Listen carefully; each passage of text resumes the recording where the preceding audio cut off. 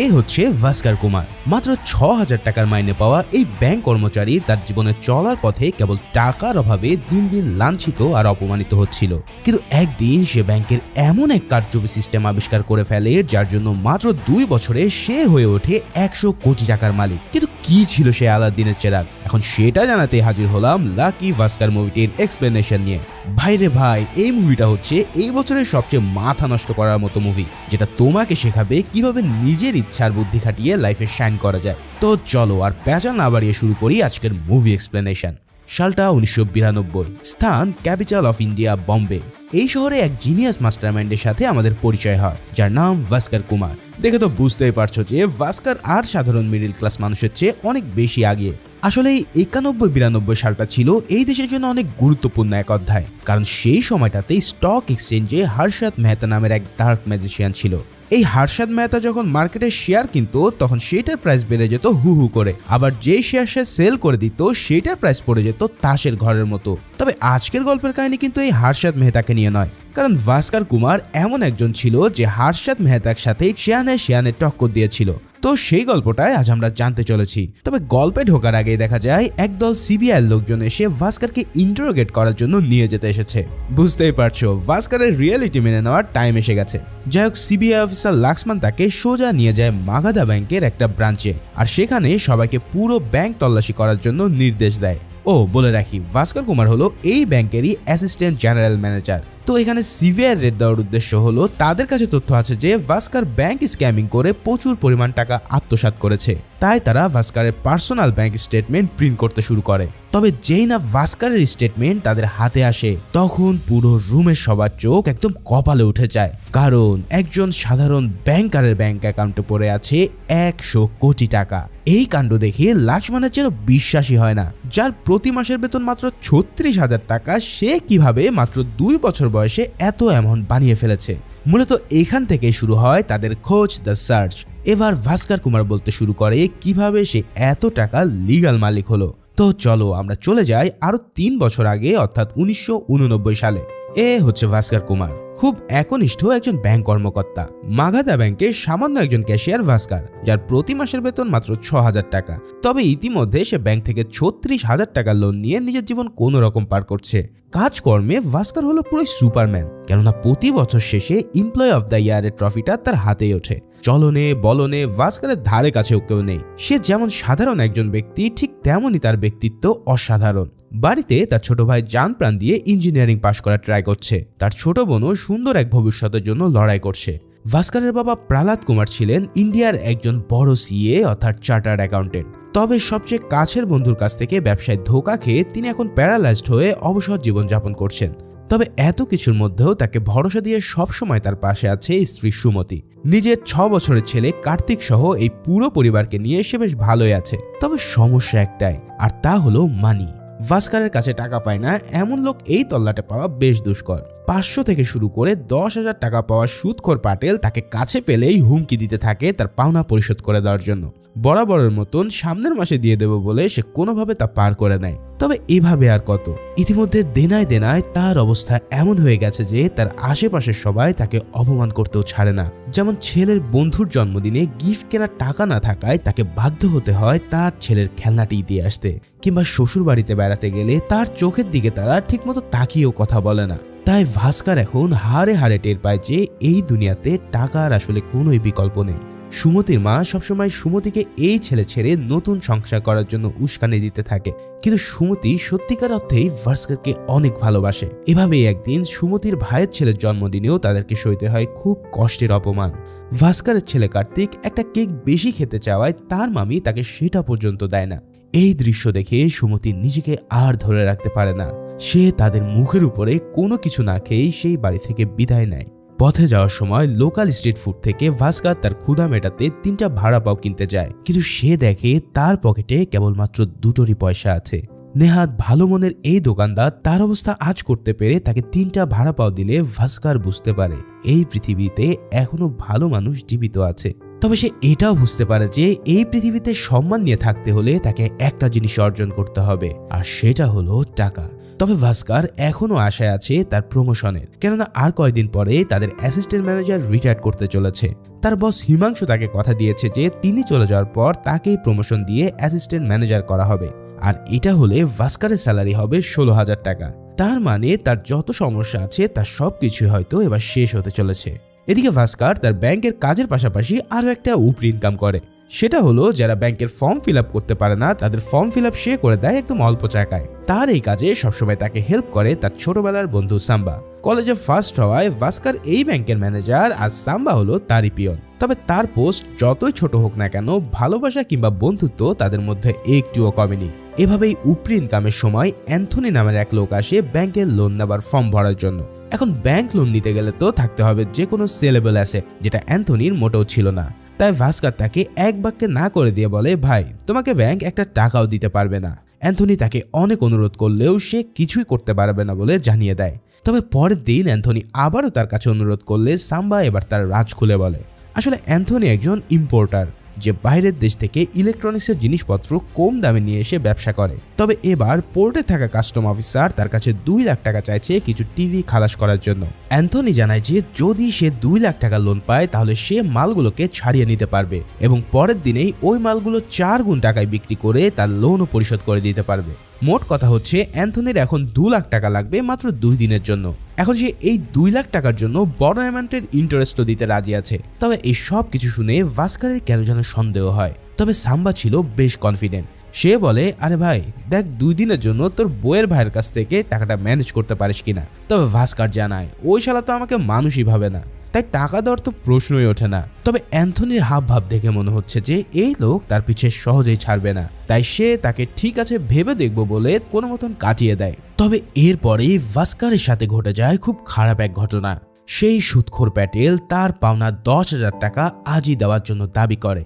ভাস্কার তাকে অনুরোধ করে যেন এত মানুষের সামনে তাকে যেন অপমান না করে, কিন্তু এই পাটেল তাকে সবার সামনে বলতে থাকে যে তুই আমার টাকা এক্ষুনি দিবি।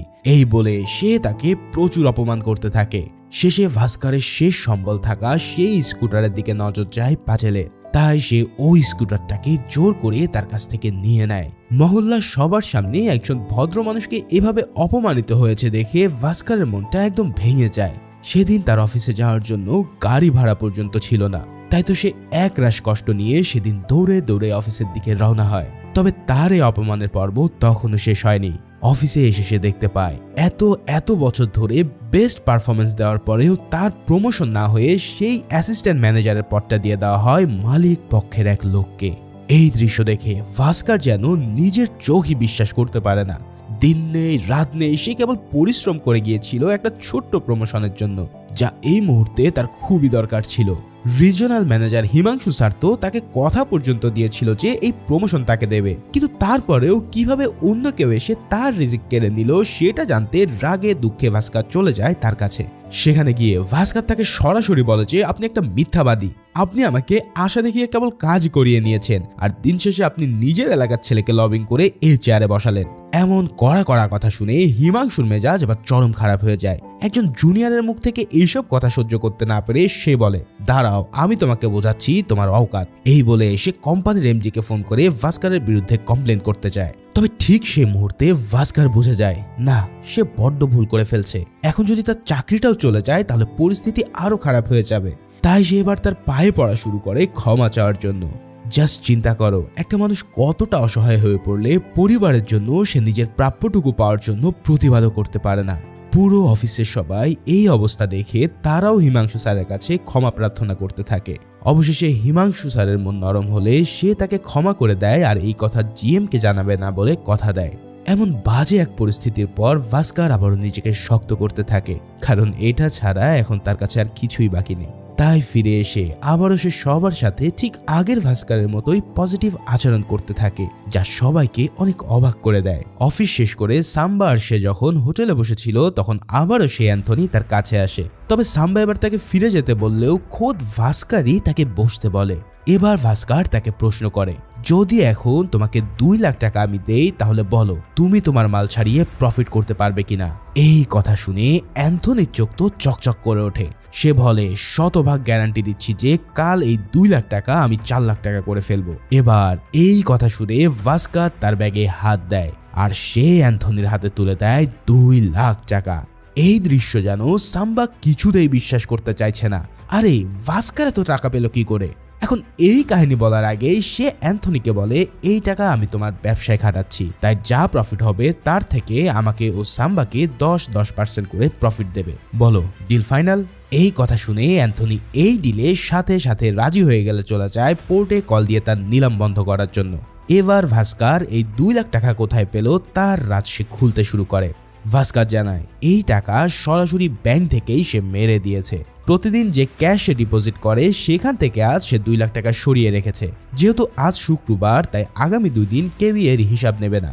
আর এই 2 দিনের মধ্যে যদি সে টাকা পেয়ে যায় তাহলে আবারও সে ভল্টে চুপিসারে ওই টাকাটা ফেরত দিয়ে আসবে। তার মানে ব্যাংকের টাকা ব্যাংকেই থাকলো, খালি মাঝখান দিয়ে 2 দিন সে সেটা ইউজ করলো। তবে এই প্ল্যান শুনে তো সাম্বার মাথার খাম্বা পুরোই উড়ে যায়। সে বলে, ভাই তোর কি জেলে যাওয়ার কোনো ডর ভয় নেই?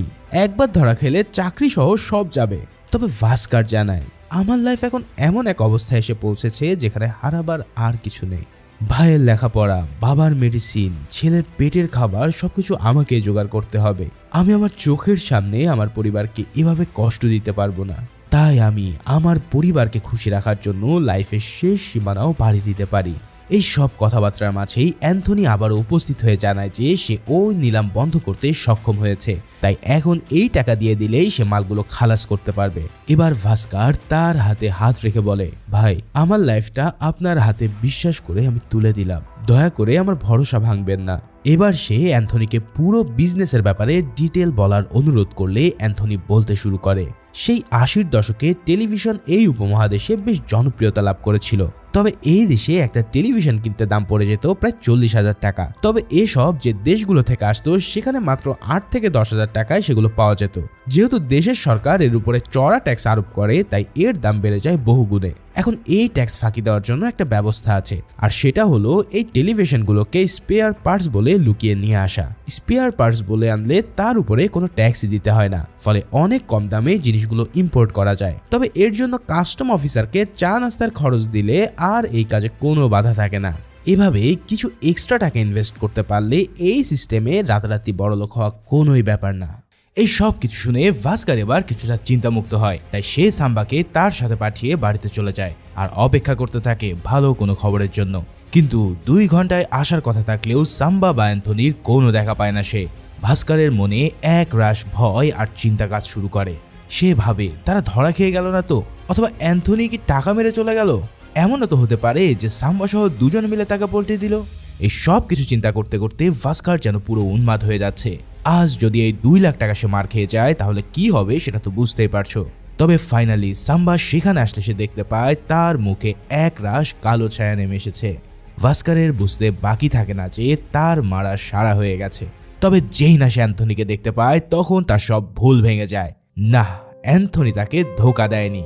সে ওই মাল ছাড়িয়ে তার থেকে 2 লাখ টাকা কামাই করেছে, যার থেকে সাম্বা ও ভাস্কর পেয়ে যায় 20,000 করে প্রফিট। তবে ভাস্কর তাকে খুশিতে জড়িয়ে ধরে এই টাকার জন্য নয়, সে তাকে জড়িয়ে ধরেছে এটা ভেবে যে অ্যান্থনি তার ওয়াদা রক্ষা করেছে। এভাবেই অ্যান্থনি ভাস্করের লাইফে এক বড় মোড় তৈরি করে দেয়, যা তার এই ছাপোষা লাইফকে ধীরে ধীরে ঠিক করে দেবে। ভাস্কর প্যাজেলকে টাকা ফেরত দিয়ে তার প্রিয় স্কুটারটি ব্যাক নিয়ে আসে, যেটা দেখে সুমতি যেন আকাশ থেকে পড়ে। এর পরের দিন ভাস্কর আবারও ব্যাংকে যায় সবাই আসার আগে। এবার তার মিশন হচ্ছে খুব গোপনে ওই 2 লাখ টাকা আবার ভল্টে অ্যাড করে দেওয়া। সেই কাজ ভাস্কর এমন ভাবে করে দেয় যে একটা পিঁপড়া পর্যন্ত টের পায় না। এর মানে তো তোমরা বুঝতে পারছো, ভাস্কর ইতিমধ্যে এমন এক সিস্টেম পেয়ে গেছে যার কোনো তুলনাই হয় না। এরপর থেকে অ্যান্থনি একে একে পোর্ট থেকে মাল নিয়ে আসে আর ভাস্কর তার ব্যাংক থেকে 2 দিনের জন্য টাকা সরিয়ে ব্যবসা করতে থাকে। এভাবে ভাস্করের লাইফ এগিয়ে যেতে থাকে রকেট গতিতে। এখন তাকে আর টাকার জন্য কারো কাছে অপমানিত হতে হয় না। ভাই বোনের পড়ালেখা, ব্যাংকের লোন, ঘরের আসবাবপত্র সবকিছুই তার হতে শুরু করে। এই সব কিছু দেখে সুমতির কাছে যেন স্বপ্ন বলেই মনে হয়। এত দ্রুত ভাস্কর নিজের লাইফ কিভাবে পাল্টে ফেলেছে তা যেন সে কিছুতেই ধরতে পারছে না। আসলে এত অভাবে থাকা মানুষ যখন সেই অভাবকে হত্যা করে দেয় তখন কিন্তু সে এমনই আচরণ করে। তবে এই সব কিছু তার বউ ঠিকই নোটিস করে তাকে সত্যি কথা বলতে বলে যে আসলে সে পয়সা কোথা থেকে পাচ্ছে। তবে ভাস্কার তাকে মিথ্যা জানায় যে সে এক্সপোর্ট ইম্পোর্টের ব্যবসা করছে আর এর জন্য সে টাকা ব্যাংক থেকে লোন নিয়েছে। তার ব্যবসা এখন অনেক ভালো যাচ্ছে বিধায় সে এভাবে উঠছে। সরল মোনা সুমতি তার এই কথা বিশ্বাস করে নেয় আর নিজেকে চিন্তামুক্ত করে তার সাথে উঠতে থাকে। এভাবেই একদিন ভাস্কার তার ছেলের জন্মদিনের পার্টি খুব ধুমধাম করে দেয়, যা দেখে আশেপাশে সবাই অবাক না হয়ে পারে না। সেই পার্টিতে অ্যান্থনি জানায় তার ছেলে তাকে আমেরিকায় শিফট হয়ে যাওয়ার জন্য বলছে, তাই সে হয়তো দ্রুতই আমেরিকায় পাড়ি জমাবে। তবে তার আগে সে একটা লাস্ট কাজ করতে চায় ভাস্কারের সাথে। তবে এবারের আইটেম হচ্ছে 3টা ইম্পোর্টেড বিদেশি কার, যেগুলো বেচলে ইনভেস্টমেন্টের চেয়ে 6 গুণ বেশি টাকা কামানো যাবে। তবে এই কাজের জন্য প্রয়োজন হবে 10 লক্ষ টাকা। এই টাকার অ্যামাউন্ট শুনে ভাস্কারের মুখে চিন্তার ভাঁজ পড়ে যায়, কারণ এতদিন তারা 2-3 লাখ টাকা সরিয়েছে অনেক কষ্টে। এখন সেখানে ব্যাংক থেকে 10 লাখ টাকা গায়েব করা কিন্তু চারটেখানি কথা নয়, যার জন্য সে মোটামুটি সিদ্ধান্ত নিয়ে নেয় যে এই ডিল সে কখনোই করবে না। এরপর সে রুমে ফিরে আসলে সুমতি জানায় তাদের ওই পার্টিটা ওয়ান অফ দ্য বেস্ট হয়েছে। তবে দেখা যায় তার ছেলে কার্তিক কেন যেন কান্না করছে। ভাস্কর কারণ জিজ্ঞেস করলে কার্তিক বলে, বাবা জানো, আমার বন্ধুরা এতদিন আমাকে বলতো যে তুই তো ফ্রিতে কেক খাওয়ার জন্য আমাদের পার্টিতে আসতি, কিংবা একই গেঞ্জি বারবার পরে গেলে তারা আমাকে ফকির বলতো, কিন্তু আজ তারা এত বড় পার্টি দেখে আমাকে অনেক আদর করেছে। আজ তোমার জন্যই তাদের সব মুখ বন্ধ হয়ে গেছে বাবা। এই সব কথাগুলো শুনে ভাস্করের মন একদম অন্যরকম হয়ে যায়। সে বুঝে যায় টাকা আসলে কি না করতে পারে। যারা তার 2 পয়সার দাম দিত না তারা এখন তাকে সম্মান দিয়ে কথা বলে, যা সবকিছু হয়েছে এই টাকার কারণে। ভাস্কর বুঝে যায় এই সম্মান ধরে রাখতে হলে টাকার কোনো বিকল্প নেই।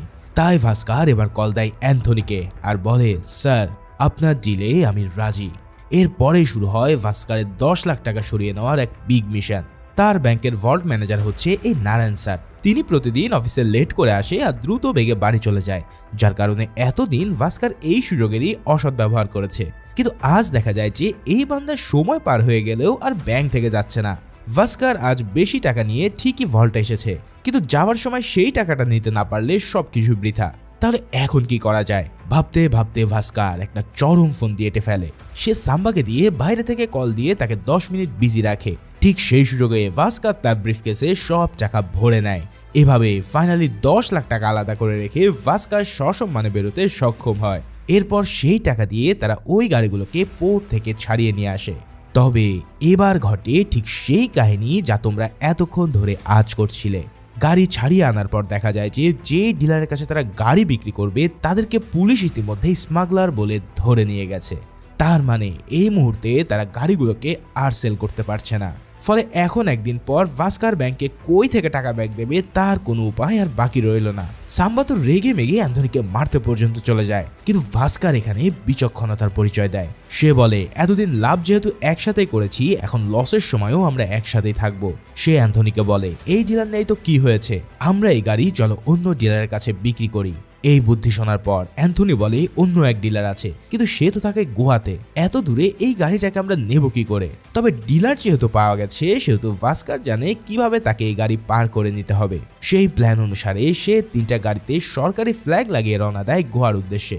তবে ঠিকই তাদের গাড়ি পুলিশে আটকে তাদের গাড়ির কাগজ আর লাইসেন্স দেখা শুরু করে। অ্যান্থনি আর ভাস্কর গাড়ি চেক করিয়ে বেরিয়ে যেতে পারলেও মিস্টার হাম্বার ঠিকই ধরা খেয়ে যায়। তবে ঠিক সেই সময় ভাস্কর চালে তার আসল চাল। তার গাড়ি থেকে বেরিয়ে আসে একজন রুলিং পার্টির মিনিস্টার।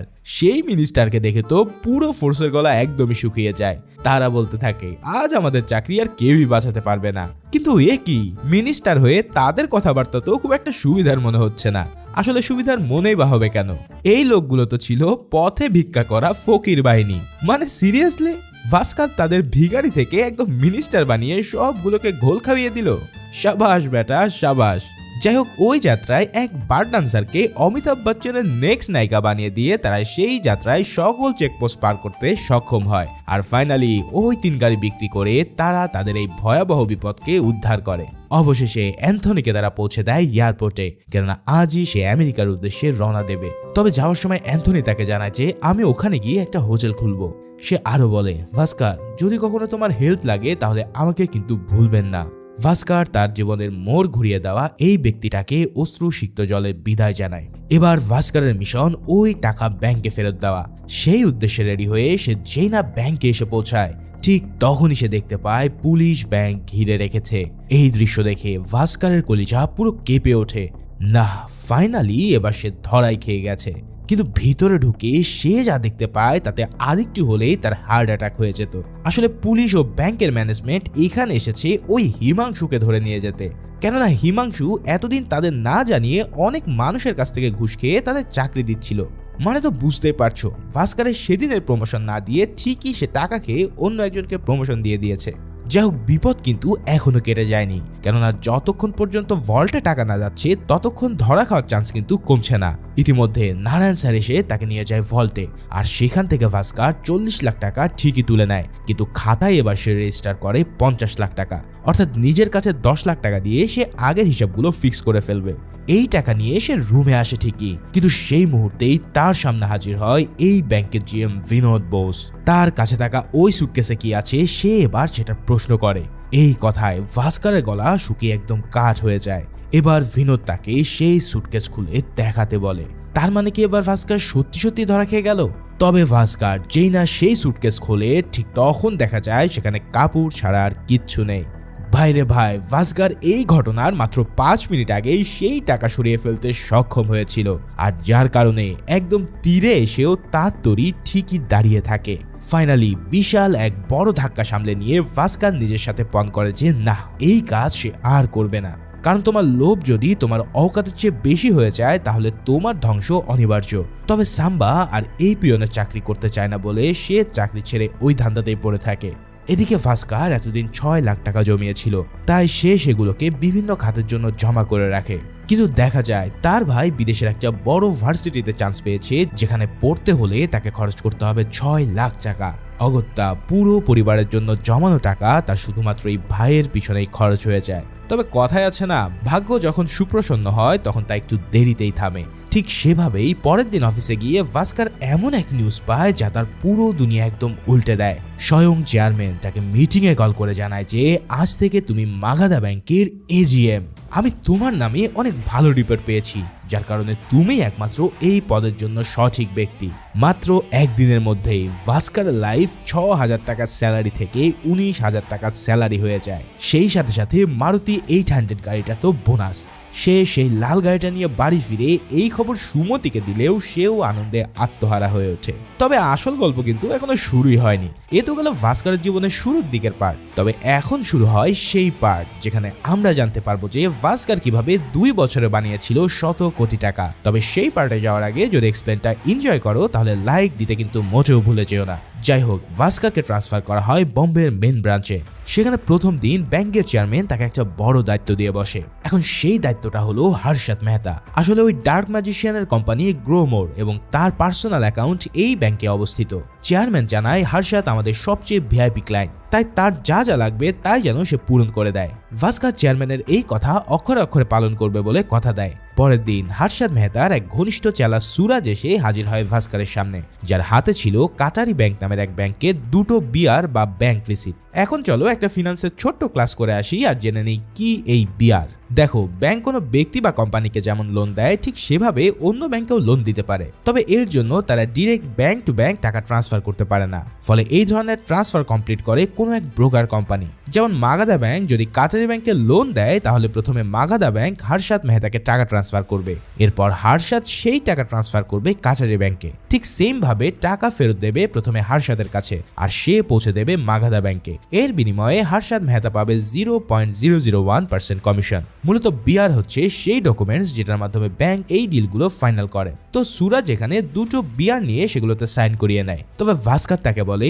আপনার হাতে মাত্র 2 সপ্তাহ সময় পাবেন এই টাকা ফেরত দেওয়ার। আর হ্যাঁ, আমি চাই না আপনি লেট করেন। মূলত এখানে ভাস্কার তাকে লিগালি চলার জন্য আহ্বান জানায়। তবে 2 সপ্তাহের জায়গায় 4 সপ্তাহ পর হর্ষদ মেহতা তাকে সেই টাকা ফেরত দিলে ভাস্কার ঠান্ডা মাথায় তাকে থ্রেট দিয়ে জানায় যে পরের বার থেকে সেই ব্যাপারটা টলারেট করবে না। এই সব শুনে সুরাজ ঠিকই বুঝে যায় যে এই লোক তাদের পথের কাঁটা হতে চলেছে। যাই হোক, সে এবার ভাস্করকে অনুরোধ করে হর্ষদ মেহতা ও তার কোম্পানি গ্রো মোরের ব্যাংকের স্টেটমেন্টের কপি প্রিন্ট করে দেওয়ার জন্য। তবে ভুল করে ডাবল স্টেটমেন্ট প্রিন্ট হয়ে গেলে ভাস্কর তাকে এক কপি এখানে রেখে বিদায় জানায়। এবার ভাস্করের মনে একটু খাইশ জাগে। সে বলে, দেখি তো ইন্ডিয়ার সবচেয়ে ধনী ব্যক্তির ব্যাংক অ্যাকাউন্টে কত টাকা আছে। সে হর্ষদ মেহতার অ্যাকাউন্ট আর তার বিশাল ফিগার দেখে তার চোখ কপালে উঠে যায়, কারণ ততদিনে হর্ষদ মেহতার ধন সম্পত্তি যে কত বিশাল হয়ে গিয়েছিল তা কল্পনার বাইরে। তবে এই স্টেটমেন্ট দেখে তার চোখ এক জায়গায় আটকে যায়। সে দেখতে পায় নিয়ম অনুসারে তার ব্যাংক থেকে যে টাকা বিয়ারের মাধ্যমে কাটারি ব্যাংকে যাওয়ার কথা ছিল, সেই টাকা কাটারি ব্যাংকে না গিয়ে বরং তার কোম্পানি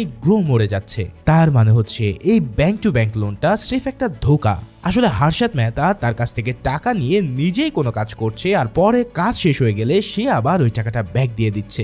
এই পুরো কাহিনীটা মিলে যায় একদম ভাস্করের সাথে, কেননা সেও তো একবার এমনই কাজ করে টাকা বানিয়েছিল। তারপরেও সে ভালোভাবে খোঁজ নেওয়ার জন্য চলে যায় কাটারি ব্যাংকে, আর সেখানে গিয়ে তাদের টাকা রিসিভ করার স্টেটমেন্ট দেখতে চায়। কিন্তু ব্যাংকের ম্যানেজারের হাবভাব আর দামি ঘড়ি দেখে সে বুঝে যায় যে এরা সবাই ইতিমধ্যে হর্ষদ মেহতার কাছে বিক্রি হয়ে গেছে। কিন্তু প্রশ্ন হলো, এই টাকা নিয়ে হর্ষদ আসলে কিসের বিজনেস করছে? এখন সেটার রহস্য জানার জন্য সে সোজা চলে যায় বিএসইতে, আর সেখানকার ব্রোকারদের কাছে সে এমন এক জিনিস জানতে পারে যেটা তার পুরোই হুঁশ উড়িয়ে দেয়। সে জানতে পারে যে হর্ষদ মূলত শেয়ার মার্কেট রিগিং করে। বিষয়টা ক্লিয়ার করে বলি, হর্ষদ মেহতা প্রথমে নাম সর্বস্ব কিছু কোম্পানি শেয়ার একদম কম মূল্যে কেনা শুরু করে। এরপর তার পুরো টিম মিলে সেই কোম্পানি শেয়ার কম দামে কেনা শুরু করলে তা দেখে আম জনতারা সেই শেয়ার ধুমিয়ে কেনা শুরু করে। ফলে কয়েক সপ্তাহের মধ্যেই 20 টাকা শেয়ার হয়ে যায় 500 টাকা। ঠিক সেই সময় হর্ষদ মেহতা তার কেনা নামে বেনামের সব শেয়ারগুলো একসাথে বিক্রি করে দেয়। তার মানে তারা কেনে 20 টাকায় আর মানুষকে লোভ দেখিয়ে তার দাম বাড়িয়ে বিক্রি করে 500 টাকায়। ফলে এভাবে সে এক সময় হয়ে ওঠে পুরো স্টক এক্সচেঞ্জে দ্য বিগ বুল। আশা করি তোমরা বুঝতে পারছো যে এই হর্ষদ মেহতা কি চালু চিজ ছিল। তবে এই রিগিং করার জন্য তার অনেক টাকার প্রয়োজন ছিল, যেটা সে এই সকল ব্যাংকের সাথে ধান্দাবাজি করে জোগাড় করে নিত। এই সব কাহিনী শুনে ভাস্কর এবার পুরো কাহিনী বুঝে ফেলে যে কিভাবে হর্ষদ মেহতা পুরো ইন্ডিয়াকে ঘোল খাওয়াচ্ছে। এবার ভাস্করের কাছে দুটো অপশন, হয় হর্ষদের কেনা গোলাম হয়ে যাওয়া, না হয় ব্যাংকের চেয়ারম্যানকে সব জানিয়ে দেওয়া। ভাস্কর সেকেন্ড অপশনটি বেছে নিয়ে চেয়ারম্যানকে কল দেওয়ার সিদ্ধান্ত নেয়। তবে সেই সময় ঘটে তার লাইফের সবচেয়ে বড় টুইস্ট। দেখা যায় কার্তিক স্কুল থেকে ফিরছে আর তার মা তাকে বকাঝকা করছে। ঘটনা জানতে চাইলে সে জানতে পারে যে তার স্কুলের এক ছেলে একটা মেয়ের থেকে চকলেট চুরি করেছিল। তবে সেই ঘটনা কার্তিক জেনে গেলে ওই ছেলেটা তাকে অফার দেয় যে যদি সেই চুরির কথা না বলে তাহলে তাকেও সে অর্ধেক চকলেট দেবে, যার কারণে কার্তিক সেটা গোপন করলে সেও ভাগিদার হয় সেই চকলেটের। এই সব শুনে ভাস্কর বলে, বাবা এটা তো ঠিক না। তবে জবাবে কার্তিক জানায়, যদি আমি ভালো মানুষ হয়ে এটা বলে দিতাম তাহলে আমি তো কিছুই পেতাম না। ঠিক এই লাইনটা শুনে ভাস্কর তাবদা খেয়ে যায়। সে বুঝতে পারে আসলেই তো হর্ষদকে যদি আমি ধরিয়ে দিই তাহলে এতে আমার কি লাভ, কিন্তু আমি যদি হর্ষদের সাথে থাকি তাহলে আমার লাভের কোনো শেষ নেই। তাই ভাস্কর এবার সিদ্ধান্ত নেয় এই গেমে নিজেকে এন্ট্রি করাতে। ঠিক সেভাবেই সে সরাসরি সুরাজের কাছে চলে যায় তার প্ল্যান নিয়ে। প্রথমে সুরাজ তাকে বড় অ্যামাউন্টের চেক অফার করে এই বিষয়টা ধামাচাপা দিতে, কিন্তু ভাস্কর সব চেক ছিঁড়ে ফেলে বলে, যদি তুমি আমাকে কিনতে চাও তাহলে আমি আমার প্রাইস নির্ধারণ করব। আমি তোমাদের সবকিছু পানির মতন ক্লিয়ার রাখবো। এর বদলে আমার চাওয়া হচ্ছে তোমরা যে বিয়ার আমাকে দেবে তার 1% কমিশন আমার, এবং তোমরা যে শেয়ার রিগিং করবে তার ইনফরমেশন আমাকে একদিন আগেই দিতে হবে। এই সব অফার শুনে সুরাজ এক বাক্যেই রাজি হয়ে যায়, কারণ হর্ষদ মেহতার কাছে এমন অফার একবারে বাচ্চা শিশুর মতন। তবে পরের দিনেই 25 কোটি টাকার বিয়ার সাইন করে ভাস্কর কামিয়ে নেয় 25 লক্ষ টাকা। যেহেতু এই টাকাগুলো ইলিগাল বা ব্ল্যাক মানি ছিল, তাই এবার সেগুলোকে লিগাল বা হোয়াইট মানিতে পরিণত করতে হবে। তাই ভাস্কর সেই টাকা হোয়াইট করার জন্য আনোয়ার নামের এক ছেলের কাছে চলে যায়, যে ছিল এই মানি লন্ডারিং এর ওস্তাদ। ভাস্কর তাকে এই 25 লাখ টাকা হোয়াইট করার উপায় জানতে চাইলে সে জানায় যে লটারিতে বিজয়ী হয়ে আপনি চাইলে এই টাকাকে ইজিলি লিগাল করতে পারবেন। এর জন্য আপনাকে 4% কমিশন দিতে হবে। যদি এটা দিতে পারেন তাহলে নেক্সট লটারি বিজয়ী আপনাকে বানিয়ে দেওয়া হবে আর আপনি পুরো 17 লাখ টাকার একদম লিগাল মালিক হয়ে যাবেন। কি বুঝতে পারলে তো এসব লটারি ফটারিতেও কোন লেভেলের খেলা হয়। যাই হোক, সেই প্ল্যান অনুসারে ভাস্করকে বানিয়ে দেওয়া হয় 25 লাখ টাকা লটারি বিজয়ী, এবং এই নিউজ পেপারে চলে এলে সবাই সত্যিকার অর্থে ভাবে যে ভাস্কর হয়তো তার ভাগ্যের জোরে এই লটারি জিতেছে। ফলে এই টাকা খরচ করতে তার আর কোনো বাধা থাকে না। এখন লিগাল টাকা তো চলে এলো, এবার সেটাকে লিগাল ওয়েতে বাড়াতে হবে। ফলে এর জন্য এখন তার প্রয়োজন শেয়ার মার্কেটে ইনভেস্ট করা। আগের ডিল অনুসারে সুরাজ ফোন দিয়ে জানায় যে আজকের জামাটা শেয়ার যত ইচ্ছা কিনে রাখেন। এটা শুনেই সে বুঝে যায় যে এই কোম্পানি শেয়ার হর্ষদ রিগিং করতে চলেছে। তাই সে সোজা চলে যায় এক গরিব দুঃখী এক্সচেঞ্জ ব্রোকারের কাছে এবং সেখানে জামাটা 17 লাখ টাকা শেয়ার কেনার কথা বলে। এর 3 সপ্তাহ পর সুরাজ আবারও বলে যে স্যার আজকে মার্কেট ক্লোজ হওয়ার আগেই সব শেয়ার সেল করে দিন। এই কথা শুনে ভাস্কার ছুটে যায় ওই ব্রোকার হাউসে, কেননা এই বেটারা এতই গরিব ছিল যে তাদের ফোন লাইন ঠিক করারও পয়সা ছিল না। যাই হোক, ফাইনালি টাইম মতন সে শেয়ারগুলো সেল করতে সক্ষম হয় আর এবার এই 17 লাখ টাকা ইনভেস্ট করে মাত্র 4 সপ্তাহে ভাস্কার মালিক হয়ে যায় 70 লাখ টাকায়। এই সব কথা শুনে সেই সিবিআই অফিসার লাক্সমান তো পুরাই তাবদা খেয়ে যায়। এভাবেই ভাস্কারের লাইফ যেন পুরো রকেট গতিতে আগাতে থাকে।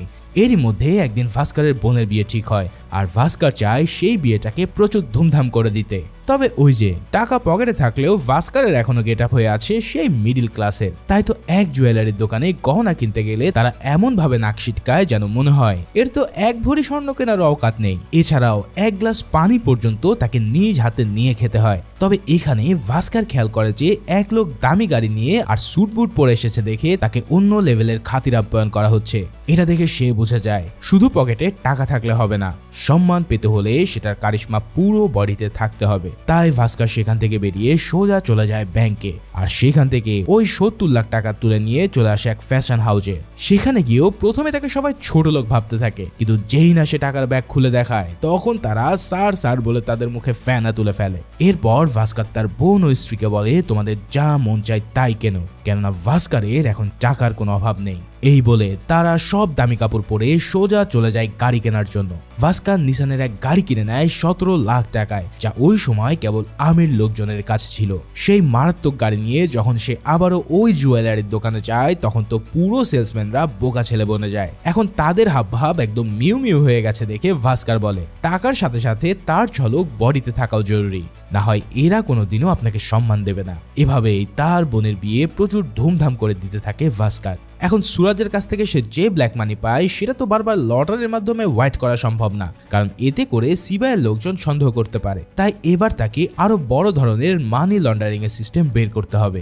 সেই সিস্টেম অনুসারে আনোয়ার তাকে জানায় যে বাইরে এমন অনেক কোম্পানি আছে যাদের এজেন্টের কাছে আমরা এখান থেকে ক্যাশ টাকা দিলে তারা ওই কোম্পানি থেকে আমাদেরকে রেমিটেন্স পাঠিয়ে দেবে। তবে এর জন্য থাকতে হবে আমাদের একটা লিমিটেড কোম্পানি। ফলে ভাস্কার এবার তার বউয়ের নামে একটা আচারের কোম্পানি খুলে সেই মানি লন্ডারিং এর মাধ্যমে টাকা পাচার করা শুরু করে দেয়। তবে তার স্ত্রী কিন্তু এইসব কিছুই জানে না। সে শুধু জানে যে দুবাই বা সিঙ্গাপুরে তার আচার অনেক বেশি পছন্দ হয়েছে বিধায় সবাই বড় বড় আকারে অর্ডার করছে, যার জন্য তারা রাতারাতি এত ফুলে ফেপে উঠেছে। তবে সুমতি বিষয়টা ধরতে না পারলেও তার বাবা কিন্তু ঠিকই আজ করতে পারে, কারণ হাজার হলেও প্রহ্লাদ কুমার ছিল একজন জাদরেল চার্টার্ড অ্যাকাউন্টেন্ট, তাই তো তাকে ফাঁকি দেওয়া এতটা সহজ নয়। এভাবেই দিনের পর দিন সবকিছু ঠিকঠাক চলতে থাকলেও ভাস্কারের আচরণে কিন্তু অনেক পরিবর্তন আসে। সে এখন আর আগের মতন সহজ সরল কিংবা ভালো মানুষ নেই। সে তার নিজের মানুষদের সাথে রেগে কথা বলে, কাউকে সে এখন আর কেয়ারই করে না। এভাবে একদিন ওই পাটেল তার গাড়িতে ধাক্কা দিলে সে রেগে গিয়ে তার স্কুটারটাকেই দুমড়ে মুচড়ে দেয়। এই সব কিছু দেখে তার স্ত্রী তাকে বলে টাকার অহংকার তাহলে তোমাকেও খারাপ বানিয়ে ছেড়েছে তাই না? তবে জবাবে ভাস্কর জানায় I am not a bad guy, I am just rich. আর এটাই রিচ পার্সনদের অ্যাটিটিউড। ভাইরে ভাই, এই ডায়লগ পুরো মুভির মধ্যে সবচেয়ে বোল্ড ছিল। তবে কথায় আছে না, অহংকারী পতনের মূল। তাই তো এখান থেকেই ভাস্কারের লাইফে শুরু হয় ডাউনফল। একদিন তার অফিসে কাটারি ব্যাংকের সেই ম্যানেজার একটা কাজের জন্য আসলে ভাস্কার তার সাথে দেখা করে। সেখানে ভাস্কার বলে আপনার ব্যাংক থেকে ইদানিং অনেক বড় বড় অ্যামাউন্টের বিয়ার আসছে। এছাড়াও হর্ষদ এই পেমেন্টগুলো ডিউ রাখতে রাখতে তা প্রায় 100 কোটি টাকাতে ছাড়িয়ে গেছে। তবে এই কথাগুলো শুনে ওই ম্যানেজারের চোখ বড় বড় হয়ে যায়, কারণ সে জানায় যে আজ পর্যন্ত সে এত অ্যামাউন্টের বিয়ার কখনোই অ্যাপ্রুভ করেনি। তাই সে ওই বিয়ারের কপিগুলো তার কাছ থেকে নিয়ে যেই না দেখে তখন তার আকাশ যেন পুরোই ভেঙে পড়ে। আসলে হর্ষদ মেহতা তাদের এই বিয়ারগুলোকে পুরো কপি বা জালিয়াতি করে এতদিন টাকা মেরে খেয়েছে। তারা ব্যাংকের লেটার হেড, সিল, এমনকি ম্যানেজারের সাইন পর্যন্ত নকল করে এত বড় বড় অ্যামাউন্টের বিয়ার ফর্জ করেছে। এবার এই কথা শুনে ভাস্কারের পা থেকে যেন মাটি সরে যায়। চিন্তা করো, শুধু একটা ব্যাংক নয়, এমন কত ব্যাংক থেকে হর্ষদ টাকা নিয়েছে তার কোনো ইয়াত্তাও নেই। এখন এই কথা যদি বাইরে লিক হয় তাহলে পুরো দেশের অর্থনীতি একদম ভেঙে পড়বে। এছাড়াও পুরো শেয়ার মার্কেট ধসে পড়বে তাসের ঘরের মতো। এছাড়াও হার্ষাদ যদি ধরা খেয়ে যায় তাহলে তাদেরকেও জেলে যাওয়া ছাড়া আর কোনো উপায় থাকবে না। তার মানে এমন পরিস্থিতিতে ভাস্কার এখন কি করবে? সে যে এই জালে এভাবে ফেসে যাবে তা সে কখনো কল্পনাও করতে পারেনি। তখন ওই ম্যানেজার তাকে বারবার অনুরোধ করে যে সে যেন আর একটা বিয়ারও অ্যাপ্রুভ না করে, আর সেই সাথে সাথে এই কথাগুলো যেন কোনোভাবে বাইরে না যায়। এই বলে সে সেখান থেকে বিদায় নেয়। তবে যাওয়ার পথেই সেই লোকটা হার্ট অ্যাটাক করে বসে আর সেখানেই মারা যায়। এরপর এই ঘটনা ভাস্করকে একদম ভিতর থেকে দুমড়ে মুচড়ে দেয়। সে বুঝতে পারে যে এত বড় বড় রাঘব বোয়ালের কাছে সে একটা পুতুল মাত্র। ইতিমধ্যেই এই ফ্রডের চক্করে পড়ে তার ব্যাংক শত কোটি টাকা লোকসানে আছে, কিন্তু ভাস্কর এসব কাউকেই বলতে পারছে না, আবার নিজেও সেটা সহ্যও করতে পারছে না। এদিকে ছেলের এমন হাল দেখে তার বাবা তাকে ডেকে নেয় আর বলে দেয় যে আমি জানি সব কিছুই তুমি ফ্যামিলির জন্য করেছো, কিন্তু একটা সময় এই টাকা তোমার প্রয়োজন ছিল, কিন্তু এখন এটা তোমার লোভ হয়ে গেছে। একটা কথা মনে রেখো, জুয়া খেলারও একটা নিয়ম আছে। তুমি যতই ভালো খেলোয়াড় হও না কেন তাতে কিচ্ছু যায় আসে না, তবে কোথায় যেয়ে তোমাকে এই খেলা থামাতে হবে তার উপরে নির্ভর করবে তোমার আসল ভাগ্য। এই দামি কথা শুনে ভাস্করও বুঝতে পারে যে তার থেমে যাওয়ার সময় চলে এসেছে। তাই সে প্ল্যান করে নিজেকে আবারও সেই আগের অবস্থানে ফিরিয়ে নিয়ে যেতে থাকে।